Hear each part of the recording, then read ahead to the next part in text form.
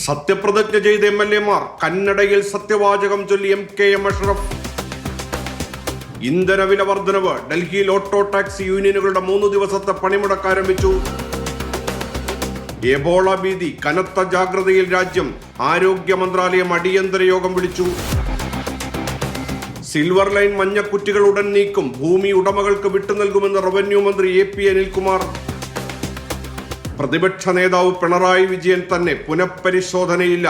പാർട്ടിക്കുള്ളിലെ വിമർശനങ്ങൾക്കിടെ വ്യക്തത വരുത്തി MV Govindan. Periya ഇരട്ടക്കൊലപാതക case. പരോളിനെതിരെ Sarath ലാലിന്റെ കുടുംബം. മലയാളത്തിന്റെ ലാലേട്ടൻ ഇന്ന് 66-ാം പിറന്നാൾ. പതിവ് തെറ്റിക്കാതെ മമ്മൂട്ടി. ആശംസകളുമായി സിനിമാ ലോകം. രാജ്യത്തെ ICU സൗകര്യങ്ങളിൽ അടിയന്തര പരിശോധന നടത്താൻ സുപ്രീം കോടതി ഉത്തരവ്.